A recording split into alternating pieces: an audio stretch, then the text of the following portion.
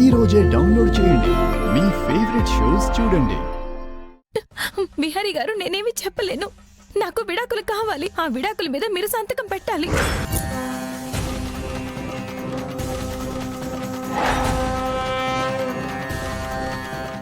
ఎందుకు పెట్టాలి? అసలు దానికి కారణం ఏంటి? నీకు విడాకులు కావాలనుకుంటే నేను ఇచ్చేయాలా? నువ్వు విడిపోవాలనుకుంటే నేను విడిపోవాలా? నువ్వు అసలు ఏమనుకుంటున్నావు? తాళి గురించి, బంధం గురించి ఆ రోజు అన్ని మాటలు చెప్పావు, నీకు గుర్తులేదా?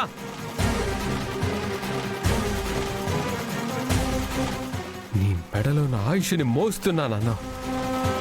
నన్ను భర్తగా ఆరాధిస్తూ ఇలానే పుండిపోవాలని నీ నోటితో నువ్వే చెప్పావు కదా. అలాంటి నువ్వు విడాకులు ఎలా అడుగుతున్నావు?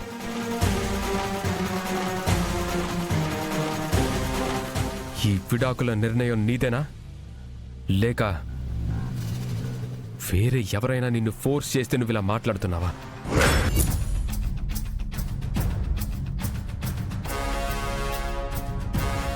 యమునమ్మ గారి పేరు చెప్తే బిహారీ గారు వెళ్లి యమునమ్మ గారిని అడుగుతారు. అసలే అనారోగ్యంతో ఉన్న యమునమ్మ బిహారీ గారు వెళ్లి అడిగితే తట్టుకోలేరు. నువ్వు విడాకులు తెచ్చి పెట్టుకున్నావు, దాని మీద నేనెలా సంతకం చేస్తానని నువ్వు అనుకున్నావు? చెయ్యాలి బిహారీ గారు, మీరు విడాకుల మీద సంతకం చెయ్యాలి. నాకు ఆ విడాకులు కావాలి, అంతే. అంతకు మించి నేనేమి చెప్పలేను. దయచేసి నన్ను ఫోర్స్ చేయొద్దు. మీరు నాకు విడాకులు ఇవ్వాల్సిందే. లక్ష్మి, లక్ష్మి ఆగమ్మా. ఆటో అమ్మా లక్ష్మి, లక్ష్మి, అమ్మా లక్ష్మి.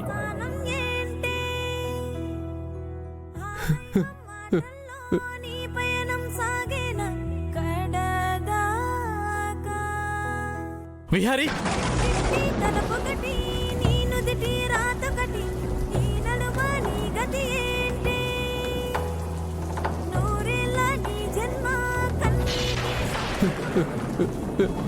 విహారీ, విహారీ.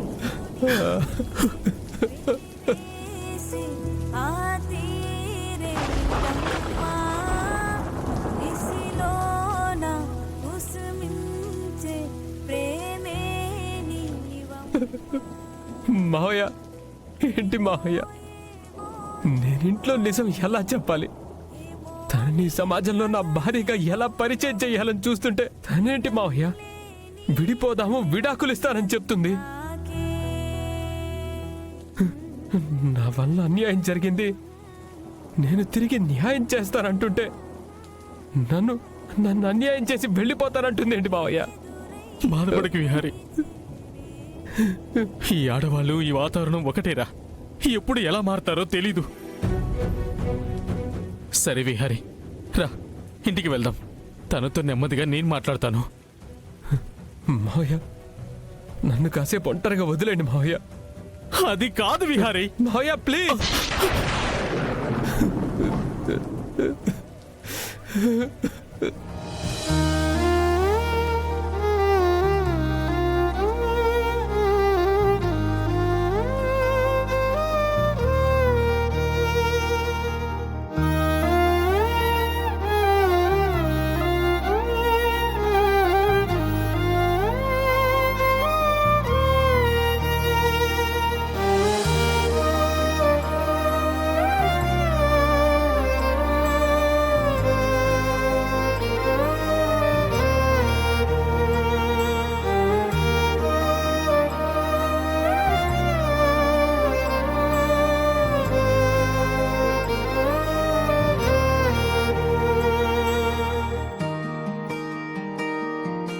గగనానికి భువనం, భువనానికి గగనం, మన కోసం మనమంటూ నిలిచాయిలా చినుకంత వర్షం.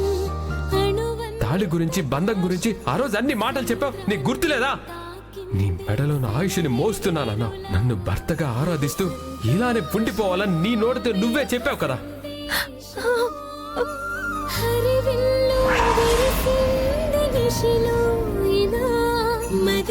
లక్ష్మి ఏడుస్తున్నట్టుందండి.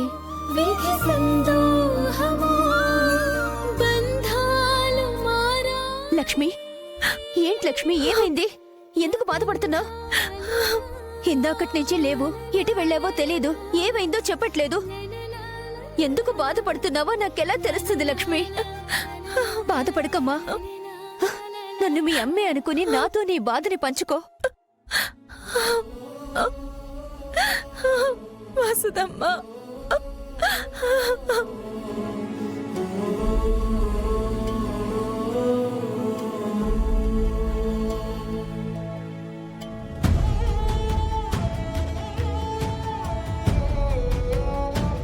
నాతో కూడా పంచుకోలేని విషయమా?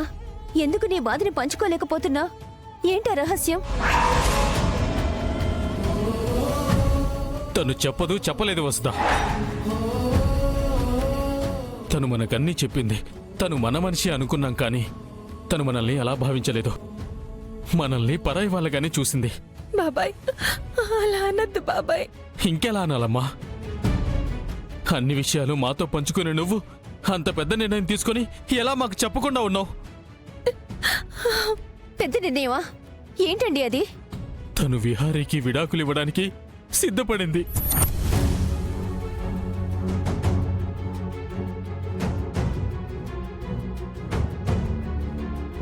తన ప్రాణం కంటే విలువిచ్చిన తన విహారీ బంధాన్ని తెగరంపులు చేసుకుంటుందంట.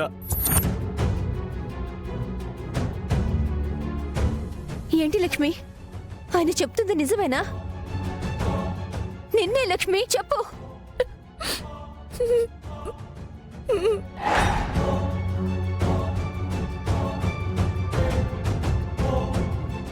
విహారీని దేవుడి కంటే ఎక్కువగా కొలుస్తావు కదా. నీ తాళిని నీ ప్రాణం కంటే ఎక్కువగా భావిస్తావు కదా.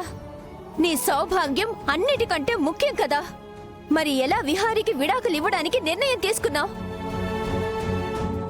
అలా గట్టిగా అడుగు వసుదా.